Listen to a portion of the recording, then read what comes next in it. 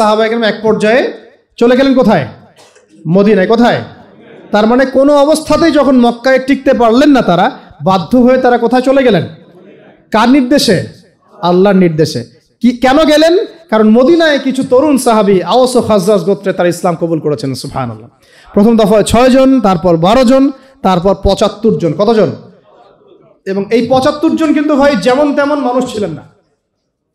এই 75 জন ছিলেন তৎকালীন সময়ে ওই অঞ্চলের, অর্থাৎ ওই মদিনার ইয়াসরিবের, মদিনার নাম কি ছিল? ইয়াসরিবের সবচেয়ে প্রভাবশালী পরিবারগুলোর মধ্যে অন্যতম। সাদ বিন মুয়াজ রাদিয়াল্লাহু আনহুর এক কথায় অনেক কিছু হতো। তারা কিন্তু যেমন তেমন ব্যক্তি ছিলেন না, XYZ ছিলেন না, তারা ছিলেন প্রভাবশালী ব্যক্তিত্ব। ধরেন মালয়েশিয়া একটা গভর্নমেন্ট আছে, ধরেন মালয়েশিয়ার গভর্নমেন্টের কি প্রভাব নাই? তিনি যদি বলেন যে আমরা বাংলাদেশ থেকে 100 জন দায়ীকে এখানে সিকিউরড একটা জায়গা দিব, পারেন কি না? তিনি কি পারেন কি না? তো এই কথাটা কি আমি বলতে পারবো? কারণ আমার সেই যোগ্যতা, সেই ক্ষমতা নাই। সাদ বিন মুয়াজ রাদিয়াল্লাহু আনহু ছিলেন ওই রকম একজন মানুষ যিনি এভাবে বলতে পারতেন, ইয়া রাসূলুল্লাহ, আপনি আপনার সাহাবীদেরকে নিয়ে আমাদের অঞ্চলে চলে আসেন, কি হয় আমরা দেখবো ইনশাআল্লাহ। এইভাবে কি আপনাকে বলার মতো মানুষ কি আছে কিনা ডানে বামে? আপনার নিজের ঘরের মধ্যেই তো নাই, নিজের ঘরেই তো নাই।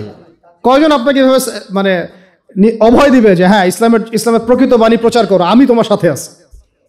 কার কলিজা আছে? কতজনের কলিজা আছে? কথা হচ্ছে এই, সাদ বিন মুয়াজ রাদিয়াল্লাহু আনহুর সাথে আরেকজন সাহাবী আছেন, উনিও সাদ রাদিয়াল্লাহু আনহু।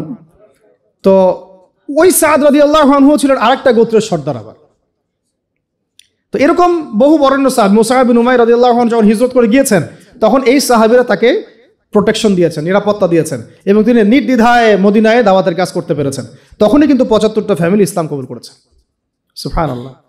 এইরকম অনেক সাহাবী আনসারদের মধ্যে, মুহাজিরদের মধ্যে। কথা হচ্ছে যে হিজরত করতে পারলাম কখন? যখন আমরা দেখলাম একটা অঞ্চলের মাশাআল্লাহ বরেণ্য মানুষগণ, যাদেরকে ওই সমাজে মান্য করা হয়, তারা ইসলাম কবুল করেছেন। এ মুনাফিক মার্কা ইসলাম না, প্রকৃত ইসলাম। এবং তারা এমনভাবে দিন কবুল করেছেন, তারা আল্লাহ রসুলের হাতে বায়াত করেছেন যে আপনি আপনার সাহাবীদেরকে এখানে চলে আসেন, আমরা আপনাকে এবং আপনার সাহাবীদেরকে সেইভাবে নিরাপত্তা দিব যেইভাবে আমরা আমাদের সন্তান, আমাদের স্ত্রীদেরকে নিরাপত্তা দিই। বিনিময়ে আমরা কি পাবো ইয়া রাসূলুল্লাহ? নবীজি বললেন যে আল জান্নাত, তোমরা জান্নাত পাবে। কিভাবে? জান্নাত পাবে। সেখানে হিজরত হলো। হিজরত হওয়া মানে হচ্ছে মদিনায়, দেখেন অনেক কথা বলে, মদিনায় কিন্তু মুসলিমরা সত্যিকার অর্থে সংখ্যাগরিষ্ঠ ছিল না কখনো। অনেকে মনে করেন যে মদিনায় মনে হয় আমরা সংখ্যাগরিষ্ঠ ছিলাম, কথাটা কিন্তু পরিপূর্ণ সঠিক নয়। মদিনায় ইহুদিদের 3টা বড় বড় গোত্র থাকতো। একটা বনু কোরাইজা, অনেক সংখ্যায় তারা, বনু কাইনুকা, এরাও অনেক সংখ্যায়, বনু নাজির, এরাও সংখ্যায় অনেক। বাংলাদেশে কি 3টা ইহুদি গোত্র আছে এখনো? আছে কি? নাই। সৌভাগ্য, আল্লাহ পাকে শুকরিয়া আদায় করেন যে বাংলাদেশে ইহুদি নাই, আলহামদুলিল্লাহ। তবে ভিতরে কি হচ্ছে আমরা তো জানি না, ভিতরে কি হচ্ছে আমরা জানি না, কিন্তু বাহ্যিকভাবে যেটা দৃশ্যমান সেটা কথা বলছে। ওখানে মদিনায় নবী সাল্লাল্লাহু আলাইহি ওয়াসাল্লাম হিজরত করে গিয়েছেন সাহাবীদেরকে নিয়ে। ওখানে দেখছেন বনু কোরাইজা, বনু কাইনুকা, বনু নাজির, 3টা বড় বড় গোত্র। পাশে আছে খায়বারে আবার একটা বড় ইহুদি গোত্র, 4টা গোত্র বড় বড়। আবার মদিনায় আছে আব্দুল্লাহ বিন উবাইয়ের অনুসারীরা, মুনাফিক, মুখে ইসলাম কবুল করেছে, মন থেকে করে নাই। ওদের শত্রুতা নবী সাল্লাল্লাহু আলাইহি ওয়াসাল্লামের সাথে, কারণ আব্দুল্লাহ বিন উবাইকে ওই আওস ও খাজরাজ তারা মিলে মদিনার প্রধান বানাতে চেয়েছিল। নবী সাল্লাল্লাহু আলাইহি ওয়াসাল্লাম যখন সেখানে হিজরত করে গিয়েছেন, তখন তিনি হয়ে গেছেন অল ইন অল, একচ্ছত্র অধিকারী। এই কারণে তার হিংসা, এই জ্বালান থেকে সে মুখে ইসলাম কবুল করলেও মন থেকে কখনো ইসলাম কবুল করে নাই। সে একা ছিল না, তার অনুসারী ছিল। ঠিক আমাদের সমাজের মুনাফিকরা কি একা না অনুসারী আছে? তাহলে দেখেন মদিনার অবস্থা দেখেন, ওখানে ইহুদিরাও ছিল, মুনাফিকরাও ছিল, আবার কিছু পৌত্তলিকও ছিল। এরকম একটা অবস্থায় শুধু 2টা কম, আওস এবং খাজরাজ, তারা ইসলাম কবুল করেছিলেন। ব্যাস, আমাদের আর কিচ্ছু দরকার হয় নাই। এই বায়াতে নবী সাল্লাল্লাহু আলাইহি ওয়াসাল্লাম হয়ে গেলেন মদিনার অঘোষিত এবং ঘোষণা ছাড়াই তিনি রাষ্ট্রপ্রধান। সুবহানাল্লাহ। কারণ তিনি তো তিনি যখন আমার নবী, তিনি আমার নেতা, তিনি আমার রোল মডেল, তিনি আমার আদর্শ, তিনি আমার উসওয়া, তাহলে যদি রাষ্ট্র কায়েম করি তাহলে নেতা কে হবে? আমার নবী হবে। আর কি হবে? সাল্লাল্লাহু আলাইহি ওয়াসাল্লাম। আর কেউ হবে? সাল্লাল্লাহু আলাইহি ওয়াসাল্লাম। তো এখন নবী সাল্লাল্লাহু আলাইহি ওয়াসাল্লাম হলেন রাষ্ট্রপ্রধান। তার মানে আমাদের নবীজি নিজেও রাষ্ট্র কায়েম করেছেন, প্রমাণ হলো। তার রাষ্ট্রের মধ্যে অমুসলিমরা ছিল কি না? ছিল। তাদের অধিকার নষ্ট করা হয়েছে? এই রাষ্ট্রের মধ্যে আমরা কি সংখ্যাগরিষ্ঠ ছিলাম, নাকি ধরা যায় সমান সমান? ধরা যায় কি সমান সমান? একদম সংখ্যাগরিষ্ঠ নই আমরা, ওদের অনেক গোত্র আছে। তবুও আমাদের যে আদর্শ, আমাদের যে আকিদা, আমাদের যে দিন, সেটাকেই সবচেয়ে প্রাধান্য দেওয়া হয়েছে। আমরা কি ওখানে ধর্ম যার যার উৎসব সবার করেছিলাম? বলেন, আমরা কি ওখানে ইহুদিদের ওই প্যাগোডা গিয়েছি, খ্রিস্টানদের গির্জাতেও গিয়েছি, হিন্দুদের মানে ওই পৌত্তলিকদের পূজাতেও গিয়েছিলাম? আমরা সহ অবস্থান করেছি শান্তিপূর্ণ, কেউ কারো ধর্মে দীক্ষিত হই নাই, কেউ কারো আদর্শে দীক্ষিত হয় না। বরং মদিনা সনদ করা হয়েছিল, ওই সনদে তারা সিগনেচার করেছিল আমাদের সাথে সহ অবস্থান করবে। পরে একটার পর একটা সনদ তারা ভঙ্গ করেছে, এরপর তাদেরকে বের করে দেওয়া হয়েছে। মদিনা রাষ্ট্রের ফাংশনটা বোঝা এখন খুব বেশি জরুরি, কারণ বর্তমান যে রাষ্ট্র নিয়ে কথাগুলো হচ্ছে, কেউই কিন্তু মূল জায়গায় হাত দিচ্ছেন না। সবাই বলছেন এটা সংস্কার করা দরকার, এইটা সংস্কার করা দরকার, আমাদের সামনে এই পদক্ষেপ নেওয়া যেতে পারে, ওইটা নেওয়া যেতে পারে। কিন্তু আপনি সর্বকালের সর্বশ্রেষ্ঠ মহামানব মুহাম্মদুর রাসূলুল্লাহ সাল্লাল্লাহু আলাইহি ওয়াসাল্লামের নিজের হাতে গড়া মদিনা রাষ্ট্রের ফাংশনটা আপনি কিন্তু নিচ্ছেন না, বরং আপনি তাকে মূল্যায়নও করছেন না। ওই রাষ্ট্রের যে ফাংশন, এর চেয়ে বড় কোনো ফাংশন বিশ্ববাসী দেখে নাই, এমন শান্তির রাষ্ট্র কখনো বিশ্ববাসী দেখে নাই।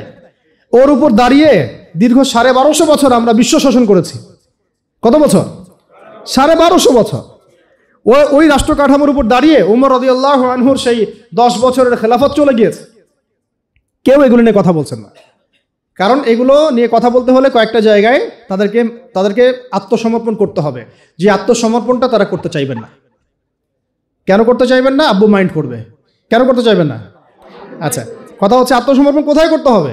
আল্লাহ নবী দেখেন, বুঝেন, আল্লাহ নবী সাল্লাল্লাহু আলাইহি ওয়াসাল্লাম ইহুদিদের সাথে রাষ্ট্রে ছিলেন, পৌত্তলিকদের সাথে ছিলেন, এখানে মুনাফিকদের সাথে ছিলেন, কিন্তু ওই রাষ্ট্রটা কি মানব রচিত তন্ত্রমন্ত্র আইন দিয়ে চলেছিল, নাকি আল্লাহর ওহী দিয়ে চলেছে? ভালো করে বুঝে বলেন। ওই মদিনা রাষ্ট্র কি মানব রচিত তন্ত্র মন্ত্র বা সংবিধান দিয়ে চলেছে, নাকি আল্লাহর ওহী কুরআন এবং হাদিস দিয়ে চলেছে?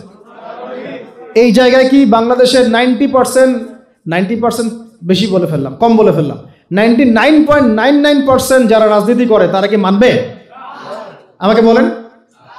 যত সেকুলার আছে, ডেমোক্রেটিক আছে, এই যে সমাজতন্ত্রের মানুষ আছেন, তারপরে রাম বাম সুশীল প্রগতিশীল আছেন, এবং আমাদের এই যে ধর্মনিরপেক্ষ মানুষগুলো আছেন, পাশাপাশি জাতীয়তাবাদী মানুষগুলো আছেন, আপনারা কি একটা বিষয় মানবেন যে বাংলাদেশটা আল্লাহর কালাম কোরআন এবং তার নবীর সুন্নাহ দিয়ে চলুক?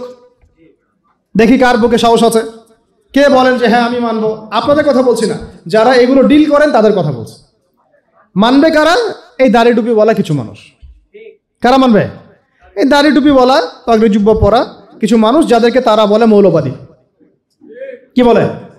যাদেরকে তারা বলে এরা হচ্ছে ধর্মান্ধ, এরা হচ্ছে তৌহিদি জনতা। এটা আবার নতুন গালি দিচ্ছে আর কি, তাই না?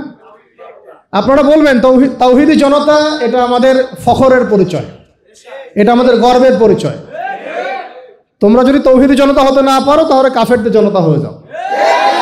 আর তৌহীদি জনতা হতে না পারলে দিন শেষে তোমাকে কাফের জনতাই হতে হবে, অথবা মুনাফিকদের জনতা হবে, এর বেশি কিছু হতে পারবে না। কথা হচ্ছে একটা সহজ সরল কথা বলি, এত কিছু, দেশের শিক্ষা, দেশের অর্থনীতি, দেশের রাজনীতি, দেশের আপনার সংস্কৃতি ইত্যাদি ইত্যাদি, দেশের সংবিধান, সংস্কার, নির্বাচন, একটা বিষয় কি আপনারা মানবেন? কেউ যারা এগুলো করছে তারা কি একটা বিষয় মানবে যে আসেন বাংলাদেশে যেহেতু 90% মুসলিমের দেশ, এই দেশটাকে আমরা আল্লাহর কোরআন দিয়ে শাসন করি, নবীর হাদিস দিয়ে শাসন করি, ইসলামের বিধানগুলো দিয়ে শাসন করি, তারা কি মানবে? প্রশ্ন হচ্ছে কেন মানবে না? উত্তর হচ্ছে, এটা তো একটা উত্তর আছেই, তাদের উপরে যারা থাকে তারা মাইন্ড করবে, তাদের আবার তাকত থাকবে না, ক্ষমতা থাকবে না, তারা এসে সেখানে এটাকে মৌলবাদী রাষ্ট্র বলতে পারে ইত্যাদি, তাই না? তো কথা হচ্ছে তারা নিজেরা কেন মানবে না? তারা তো মুসলিম। ব্যক্তি জীবনে তারা যেহেতু নিজেরাই ধর্ম পালন করে না, তাই রাষ্ট্র পর্যায়ে ধর্ম পালনের প্রশ্নই ওঠে না। এটা মূল কথা আর কি। তারা কিন্তু ব্যক্তি জীবনে ধর্ম পরিপূর্ণরূপে পালন করেন না, তাই রাষ্ট্র ব্যবস্থায় ধর্ম প্রতিষ্ঠা তো কোনো প্রশ্নই ওঠে না। আমরা বলছি আমরাও বাংলা জমিনে একটা ছোট্ট কি চাই, মদিনা রাষ্ট্র চাই। ঠিক মদিনা রাষ্ট্র যেভাবে চলেছে আমাদের রাষ্ট্রটা সেভাবে চলুক, কোনো সমস্যা? আমাদের সমস্যা নেই। সমস্যা কাদের? সমস্ত রামদের সমস্যা, বামদের সমস্যা, সেকুলারদের সমস্যা, তথাকথিত গণতান্ত্রিকদের সমস্যা, জাতীয়তাবাদীদের সমস্যা, ক্ষমতালোভীদের সমস্যা, সমস্ত ফাসিক, জালেম, কাফের, মোরতাদ, মুনাফিকদের সমস্যা। আমাদের কোনো সমস্যা নাই।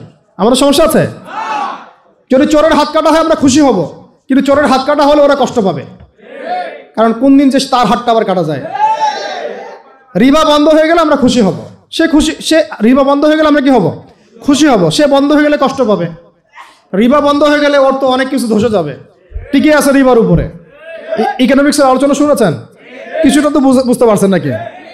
যদি মাদকদ্রব্য সেবন করলে বেত্রাঘাত করার আইন আসে, আমাদের তো কোনো সমস্যা নেই, কারণ আমরা মাদক চিনিও না, জানিও না। আর যারা মদ খেয়ে রিমান্ডে আসে হুজুরকে মারতে, ওদের তো সমস্যা। রিমান্ডে হুজুরকে মারার আগে মদ খেয়ে আসে। মদ খাইলে আপনি বুঝতে পারবেন না যে আপনি আসলে কি করতেছেন, কাজটা ভালো না খারাপ, সেন্স থাকবে না আপনার। তখন মাদকদ্রব্য খেয়ে রিমান্ডে মানুষকে নির্যাতন করে ভিডিও গেম খেলতে চলে যেতে পারবেন। এইগুলো হয়েছে আয়নাঘরের ঘটনা। আমি নিজের কথা বলতেছি না, এগুলো বহু ঘটনা বাংলাদেশের মানুষ সাক্ষী আছে। আর যে সত্যগুলো উপস্থাপিত হয়েছে এগুলো সত্যের 10%ও না, 90% এখনো কিছুই আমরা জানি না। এটা কবে জানবো আমরা জানি না, আদৌ জানবো কিনা তাও জানি না। বুঝতে পারছি কথা? শুধুমাত্র ইসলামী খেলাফা হুকুমাত ইমারা বা ইসলামী মদিনা রাষ্ট্রের মতো কোনো কাঠামো আসলে তখন সমস্ত রহস্যগুলো উন্মোচিত হবে ইনশাআল্লাহ। এখনো যা দেখছি আমরা এগুলো সব কিছু না, এর পিছনে আরো অনেক গল্প আছে, গল্পের আড়ালে বহু গল্প আছে, এগুলো আমরা জানছি না, বুঝতে পারছি না। আল্লাহ পাক প্রত্যেক জালেমের যেন উপযুক্ত বিচার করে না, আমরা এতটুকু তো বলতে পারি। আরশের রব তো আমাদের কথা শুনছেন, তাই না? আল্লাহ পাক প্রত্যেক জালেমের যেন উপযুক্ত বিচার করেন, দৃষ্টান্তমূলক শাস্তি দান করেন, এমন বিচার আল্লাহর পক্ষ থেকে নাজিল করেন যেন সে দুনিয়াতেও কখনো সুখ না পায়, পরকালেও না পায়। আমরা তাদের জন্য কখনো দোয়া করতে পারবো না। আল্লাহ পাক আমাদের দোয়াগুলো কবুল করে না।